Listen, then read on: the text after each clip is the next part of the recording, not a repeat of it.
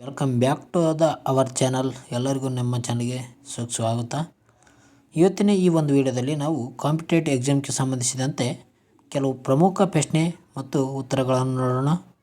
ಹಾಗಾದರೆ ನಮ್ಮ ಮೊದಲನೇ ಪ್ರಶ್ನೆ ನೋಡೋದಾದರೆ, ಶಿವಾಜಿಯ ರಾಯರ್ ಅಸ್ತ್ರ ಗುಪ್ತಾಲಯದ ಮುಖ್ಯಸ್ಥ ಯಾರಾಗಿದ್ದಾರಂತ ಪ್ರಶ್ನೆಯನ್ನು ಕೇಳಲಾಗಿದೆ ನೋಡಿ. ಇದಕ್ಕೆ ಸರಿಯಾದ ಉತ್ತರ ಆಪ್ಷನ್ಸ್ ಬಿ, ಮೋರೆಪಂತ್ ಪಿಂಗಳೆ. ಇವರು ಏನಂದರೆ ಶಿವಾಜಿಯ ರಾಯಲ್ ಅಸ್ತ್ರ ಗುಪ್ತಾಲಯದ ಮುಖ್ಯಸ್ಥರಾಗಿರುತ್ತಾರೆ. ಅದೇ ರೀತಿಯಾಗಿ ಶಿವಾಜಿಯ ತಾಯಿ ಯಾರಂದರೆ ಶಿವಾಜಿಯ ತಾಯಿ ಜೀಜಾಬಾಯಿ ನೋಡಿ. ಶಿವಾಜಿಯ ಗುರು ರಾಮದಾಸ್ ಆಗಿದ್ದಾರೆ. ಶಿವಾಜಿಯ ತಂದೆ ತಾನಾಜಿ ಕೊಂಡದೇವ ಅಂತ ಹೇಳ್ತೀವಿ ನಾವು. ನಮ್ಮ ಮುಂದಿನ ಪ್ರಶ್ನೆ ಹೋಗೋಣ. ನಮ್ಮ ಮುಂದಿನ ಪ್ರಶ್ನೆ ನೋಡೋದಾದರೆ, ಮಿಲ್ಕಿ ವೇ ಆಕಾಶ ಗಂಗೆಯಲ್ಲಿ ಸೂರ್ಯನ ಸ್ಥಾನವೆಷ್ಟು ಅಂತ ಕೇಳಿದರೆ, ಅಂದರೆ ಮಿಲ್ಕಿ ವೇಗಳು ಆಕಾಶ ಗಂಗೆಯಲ್ಲಿ ಸೂರ್ಯನಿಂದ ಎಷ್ಟು ದೂರದವರೆಗೆ ಇದ್ದವಂತ ಪ್ರಶ್ನೆ ಕೇಳಲಾಗಿದೆ. ಇದಕ್ಕೆ ಸರಿಯಾದ ಉತ್ತರ ಆಪ್ಷನ್ ಸಿ, ಹೊರ ಪ್ರಾಂತ್ಯದ ಉದ್ದಕ್ಕೂ ಅಷ್ಟು ದೂರದಲ್ಲಿ ಈ ಮಿಲ್ಕಿ ವೇ ಆಕಾಶಗಂಗೆಗಳು ಕಂಡು ಬರ್ತವೆ. ಅಂದರೆ ಸೂರ್ಯನಿಂದ ಆದಷ್ಟು ದೂರದಲ್ಲಿದ್ದಾವೆ, ಹೊರ ಪ್ರಾಂತ್ಯದಲ್ಲಿ ಇದ್ದಾವೆ ಇವು ಮಿಲ್ಕಿ ವೇಗಳು. ಮುಂದಿನ ಪ್ರಶ್ನೆ ನೋಡೋಣ. ನಮ್ಮ ಮುಂದಿನ ಪ್ರಶ್ನೆ ನೋಡೋದಾದರೆ, ಭೂಮಿಯ ಅತ್ಯಂತ ಆಳವಾದ ಬಿಂದುವೆಂದರೆ ಯಾವುದು ಅಂತ ಪ್ರಶ್ನೆಯನ್ನು ಕೇಳಲಾಗಿದೆ ನೋಡಿ. ಏನಂತೆ, ಭೂಮಿಯ ಅತ್ಯಂತ ಆಳವಾದ ಬಿಂದು ಯಾವುದು ಅಂತ ಕೇಳಲಾಗಿದೆ. ಇದಕ್ಕೆ ಸರಿಯಾದ ಉತ್ತರ ಆಪ್ಷನ್ ಸಿ, ಮರೀನಾ ಟ್ರೆಂಚ್ ನೋಡಿ. ಈ ಮರೀನಾ ಟ್ರೆಂಚ್ ಏನಂದರೆ ಭೂಮಿಯ ಅತ್ಯಂತ ಆಳವಾದ ಬಿಂದುವಾಗಿದೆ, ಮರೀನಾ ಟ್ರೆಂಚ್. ಅದೇ ರೀತಿಯಾಗಿ ಮುಂದೆ ನೋಡೋದಾದರೆ, ಭಾರತದ ಗಣರಾಜ್ಯವೆಂದು ಘೋಷಿಸಲ್ಪಟ್ಟ ದಿನ ಯಾವುದಂತ ಪ್ರಶ್ನೆಯಲ್ಲಿ ಕೇಳಲಾಗಿದೆ ನೋಡಿ. ಭಾರತದ ಗಣರಾಜ್ಯವೆಂದು ಘೋಷಿಸಲ್ಪಟ್ಟ ದಿನ ಯಾವುದಂತ ಪ್ರಶ್ನೆಯನ್ನು ಕೇಳಲಾಗಿದೆ. ಇದಕ್ಕೆ ಸರಿಯಾದ ಉತ್ತರ ಆಪ್ಷನ್ಸ್ ಬಿ, ಜನವರಿ 26, 1950ರಲ್ಲಿ ಗಣರಾಜ್ಯವನ್ನು ಪ್ರಾರಂಭ ಮಾಡಲಾಗುತ್ತದೆ. ಇದು ಗಣರಾಜ್ಯದ ಘೋಷಿಸಲ್ಪಟ್ಟ ದಿನವಾಗಿದೆ ನೋಡಿ, 1950 ಜನವರಿ 26ರಂದು. ಅದೇ ರೀತಿಯಾಗಿ ಮುಂದೆ ನೋಡೋದಾದರೆ, ಮನುಷ್ಯನ ದೇಹದ ಸಾಮಾನ್ಯ ತಾಪಮಾನ ಎಷ್ಟು ಅಂತ ಕೇಳಲಾಗಿದೆ. ಮಾನವನ ತಾಪಮಾನ ಎಷ್ಟು, ಸಾಮಾನ್ಯ ತಾಪಮಾನ? ಇದಕ್ಕೆ ಸರಿಯಾದ ಉತ್ತರ ನೋಡೋದಾದರೆ ಆಪ್ಷನ್ ಸಿ, 98.6 ಫ್ಯಾರನ್ಹೀಟ್ ಅಂತ ಹೇಳ್ತೀವಿ. 98.6 ಫ್ಯಾರನ್ಹೀಟ್ ಆಗಿದೆ. ಹಾಗಾದರೆ ಮನುಷ್ಯನ ದೇಹದ ಸಾಮಾನ್ಯ ತಾಪಮಾನ ಇದು ಫ್ಯಾರನ್ಹೀಟಲ್ಲಿದ್ದರೆ ಸೆಲ್ಸಿಯಸ್ನಲ್ಲಿ ಎಷ್ಟಾಗುತ್ತೆ ಅಂತ ಕಮೆಂಟ್ ಮೂಲಕ ತಿಳಿಸಿ. ಮನುಷ್ಯನ ಸಾಮಾನ್ಯ ತಾಪಮಾನ ಸೆಲ್ಸಿಯಸ್ನಲ್ಲಿ ಎಷ್ಟಾಗುತ್ತದೆ ಅಂತ ಕಮೆಂಟ್ ಮೂಲಕ ತಿಳಿಸಿ ಫ್ರೆಂಡ್ಸ್. ಮುಂದೆ ನೋಡೋದಾದರೆ, ಕರ್ನಾಟಕದ ಪ್ರಥಮ ಮುಖ್ಯಮಂತ್ರಿ ಯಾರು? ಕರ್ನಾಟಕದ ಪ್ರಥಮ ಮುಖ್ಯಮಂತ್ರಿ ಯಾರು ಅಂತ ಪ್ರಶ್ನೆಯನ್ನು ಕೇಳಲಾಗಿದೆ ನೋಡಿ. ಇದಕ್ಕೆ ಸರಿಯಾದ ಉತ್ತರ ಕೆ.ಸಿ. ರೆಡ್ಡಿ ನೋಡಿ. ಆಪ್ಷನ್ ಸಿ ಸರಿಯಾದ ಉತ್ತರವಾಗಿದೆ, ಕೆ.ಸಿ. ರೆಡ್ಡಿ.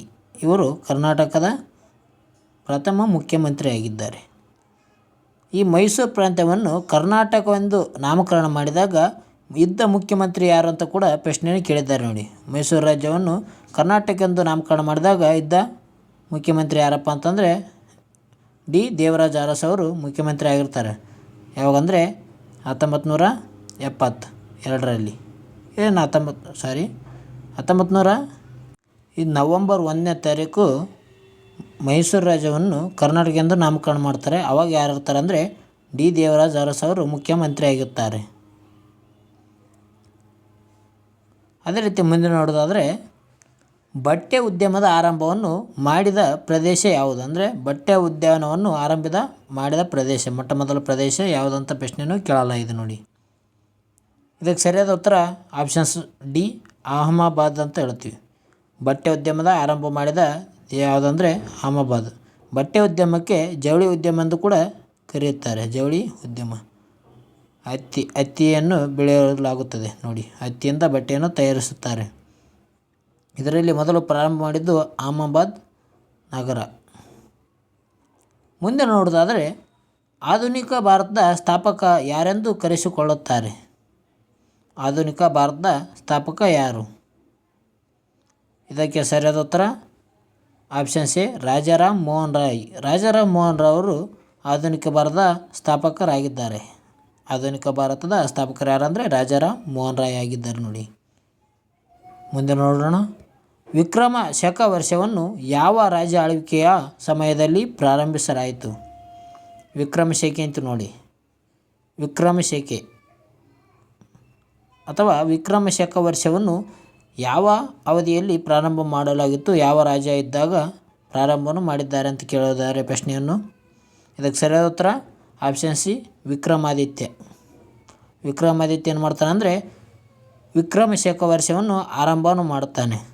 ಅದೇ ರೀತಿಯಾಗಿ ಕಾನಿಷ್ಕ ಶಕ ವರ್ಷವನ್ನು ಆರಂಭ ಮಾಡಿದವರು ಯಾರಪ್ಪ ಅಂತಂದರೆ ಕಾನಿಷ್ಕ ನೋಡಿ. ಕಾನಿಷ್ಕ ಶಕ ವರ್ಷವನ್ನು ಆರಂಭ ಮಾಡುತ್ತಾನೆ 78ರಲ್ಲಿ.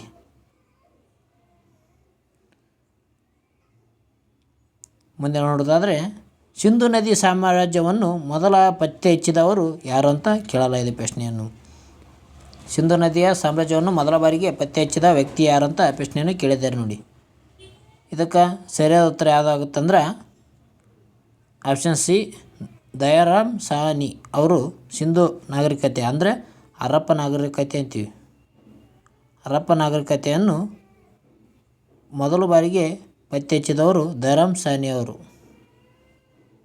ಇವರು ಹರಪ್ಪ ನಾಗರಿಕತೆಯನ್ನು ಪತ್ತೆ ಹಚ್ಚುತ್ತಾರೆ. ಹರಪ್ಪ ನಾಗರಿಕತೆ ಯಾವ ನದಿಯ ದಡದ ಮೇಲೆ ಕಂಡುಬರ್ತದೆ ಅಂತ ಕೇಳಿದ್ದಾರೆ. 2017ರ PC ಕ್ವೆಶನಲ್ಲಿ ಇದು ಬಂದಿತ್ತು. ಹರಪ್ಪ ನಾಗರಿಕತೆ ಯಾವ ನಗರದ ಮೇಲೆ ಅಂದರೆ ಯಾವ ನದಿಯ ಮೇಲೆ ಕಂಡುಬರುತ್ತದೆ?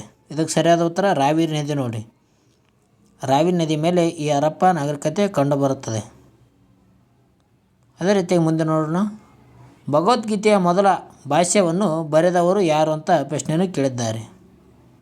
ಭಗವದ್ಗೀತೆಯ ಮೊದಲ ಭಾಷ್ಯವನ್ನು ಬರೆದವರು ಯಾರು? ಇದಕ್ಕೆ ಸರಿಯಾದ ಉತ್ತರ ಆಪ್ಷನ್ ಸಿ, ಶಂಕರಾಚಾರ್ಯರು. ಶಂಕರಾಚಾರ್ಯರು ಭಗವದ್ಗೀತೆಯ ಮೊದಲ ಭಾಷ್ಯವನ್ನು ರಚನೆಯನ್ನು ಮಾಡಿದ್ದಾರೆ. ಶಂಕರಾಚಾರ್ಯರು ಕೇರಳದ ಕಾಲಡಿಯಲ್ಲಿ ಜನಿಸ್ತಾರೆ. ಎಲ್ಲಿ? ಕೇರಳದ ಕಾಲಡಿಯಲ್ಲಿ ಜನನವಾಗುತ್ತದೆ.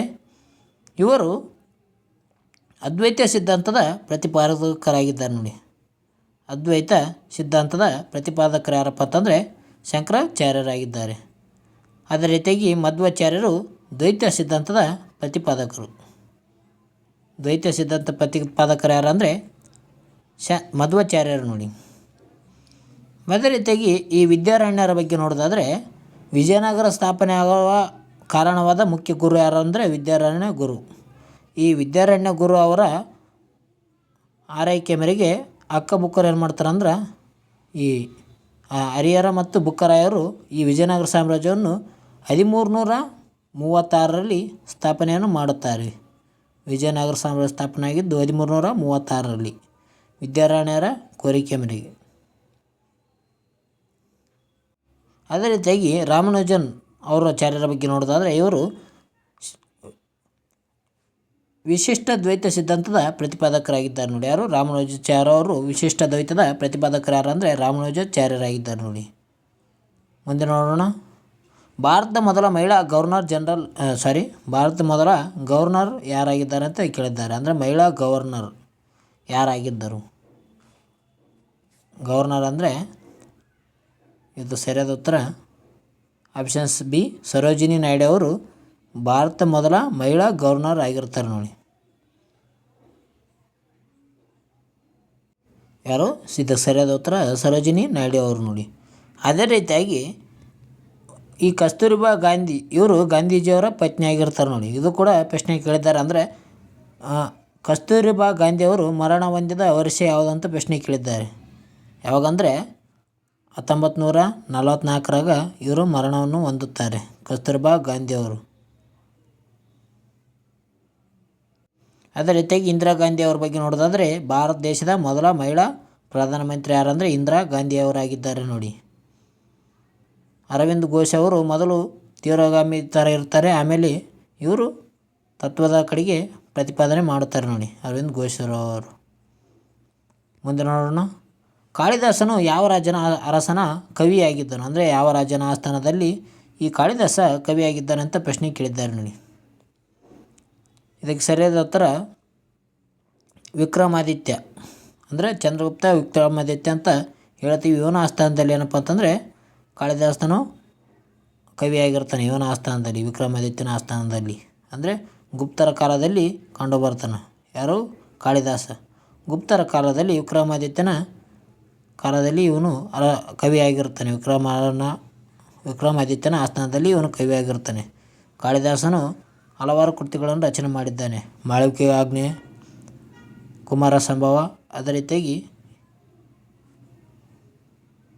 ವೇಗದೂತ, ಈ ರೀತಿಯಾಗಿ ಇವರು ಕೃತಿಗಳನ್ನು ರಚನೆ ಮಾಡಿದ್ದಾರೆ. ಯಾರು? ಕಾಳಿದಾಸರು. ಇವರ ಕೃತಿಗಳ ಬಗ್ಗೆ ಕೂಡ ಕೆಲವು ಪ್ರಶ್ನೆ ಕೇಳ್ತಾರೆ ನೋಡಿ ಕಾಳಿದಾಸರ ಬಗ್ಗೆ. 1964ರ ಬಕ್ಸರ್ ಯುದ್ಧದಲ್ಲಿ ಬ್ರಿಟಿಷರ ವಿರುದ್ಧ ಯಾರು ಹೋರಾಡಿದಾರಂತ ಪ್ರಶ್ನೆಯನ್ನು ಕೇಳಿದ್ದಾರೆ ನೋಡಿ. 1764ರಲ್ಲಿ ಬಕ್ಸರ್ ಯುದ್ಧದಲ್ಲಿ ಬ್ರಿಟಿಷರ ವಿರುದ್ಧ ಯಾರು ಹೋರಾಡಿದಾರಂತ ಪ್ರಶ್ನೆಯನ್ನು ಕೇಳಿದ್ದಾರೆ.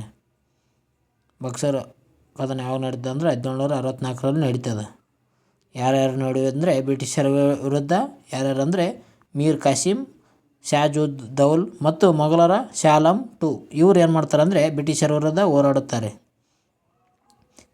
ಇವರಿಗೆ ಸೋಲನ್ನು ಅನುಭವಿಸುತ್ತಾರೆ. ಯಾರು? ಮೀರ್ ಕಾಸಿಂ, ಶಾಜುದ್ದೌಲ್ ಆಗಿರ್ಬೋದು. ಅದೇ ರೀತಿಯಾಗಿ ಮೊಹಮ್ಮದ್ ಶಾ ಆಲಂ ಅವರು ಸೋಲನ್ನು ಅನುಭವಿಸುತ್ತಾರೆ. ಇದರ 1765ರಲ್ಲಿ ಇದರ ಒಪ್ಪಂದವಾಗುತ್ತದೆ. ಇದನ್ನು ಅಲಹಾಬಾದ್ ಒಪ್ಪಂದ ಅಂತ ಹೇಳ್ತಾರೆ ನೋಡಿ. ಅದೇ ರೀತಿಯಾಗಿ ಟಿಪ್ಪು ಸುಲ್ತಾನ್ ನೋಡೋದಾದರೆ 1799ರಲ್ಲಿ ಟಿಪ್ಪುವಿನ ಮರಣವಾಗುತ್ತದೆ ನೋಡಿ. 4ನೇ ಆಂಗ್ಲೋ ಮೈಸೂರು ಯುದ್ಧದಲ್ಲಿ ಈ ಟಿಪ್ಪು ಮರಣವನ್ನು ಹೊಂದುತ್ತಾನೆ. 5ರಲ್ಲಿ ಕೂಡ ಇವನೇನಪ್ಪ ಅಂತಂದರೆ ಕರ್ನಾಟಕ ಯುದ್ಧದಲ್ಲಿ ಇವನು ಭಾಗವಹಿಸ್ತಾನೆ. 5ರಲ್ಲಿ ಮೊದಲ ಬಾರಿಗೆ. ಮುಂದೆ ನೋಡೋಣ. ಕಣ್ವ ಯುದ್ಧದಲ್ಲಿ ಯಾರು ಜಯಶಾಲಿ ಆದರಂತ ಪ್ರಶ್ನೆ ಕೇಳಿದ್ದಾರೆ ನೋಡಿ. ಅಂದರೆ ಕಣ್ವ ಯುದ್ಧ ಅಥವಾ ಕಾನ್ವ ಯುದ್ಧದಲ್ಲಿ ಯಾರು ಜಯಶಾಲಿ ಆದರು? ಇದಕ್ಕೆ ಸರಿಯಾದ ಉತ್ತರ ಆಪ್ಷನ್ ಸಿ ಬಾಬರ್ ನೋಡಿ. ಬಾಬರ್ ಏನಂದರೆ 1527ರಲ್ಲಿ ಕಣ್ವ ಯುದ್ಧದಲ್ಲಿ ಬಾಬರ್ ವಿಜಯಶಾಲಿ ಆಗುತ್ತಾನೆ. ರಾಣಾ ಪ್ರತಾಪ ಸಿಂಗ್ ಜೊತೆಗೆ ಯುದ್ಧವನ್ನು ಮಾಡುತ್ತಾನೆ. ಇವನು ಅಲ್ಲಿ ಬಾಬರ್ ಜಯಶಾಲಿ ಆಗುತ್ತಾನೆ ನೋಡಿ ಕಣ್ವ ಯುದ್ಧದಲ್ಲಿ. ಅದೇ ರೀತಿಯಾಗಿ ಪಾಣಿಪತ್ ಯುದ್ಧ ಯಾವಾಗ ನಡೀತದೆ ಅಂದ್ರೆ 1526ರಲ್ಲಿ ಪಾಣಿಪತ್ ಯುದ್ಧ ನಡೀತದೆ. ಆವಾಗ ಬಾಬರ್ ಗೆದ್ದುತ್ತಾನೆ ಇಬ್ರಾಹಿಂ ಲೋಧಿ ವಿರುದ್ಧ. ಅದೇ ರೀತಿಯಾಗಿ ಭಾರತದ ಮೊಟ್ಟ ಮೊದಲ ಸೋಷಿಯಲಿಸ್ಟ್ ಪಕ್ಷವನ್ನು ಯಾರಿಂದ ಸ್ಥಾಪಿಸಲ್ಪಟ್ಟಿತು? ಭಾರತ ಮೊಟ್ಟ ಮೊದಲ ಸೋಷಿಯಲಿಸ್ಟ್ ಪಕ್ಷವನ್ನು ಯಾರಿಂದ ಸ್ಥಾಪಿಸಲ್ಪಟ್ಟಿತು ಅಂತ ಕಮೆಂಟ್ ಮೂಲಕ ತಿಳಿಸಿ ಫ್ರೆಂಡ್ಸ್.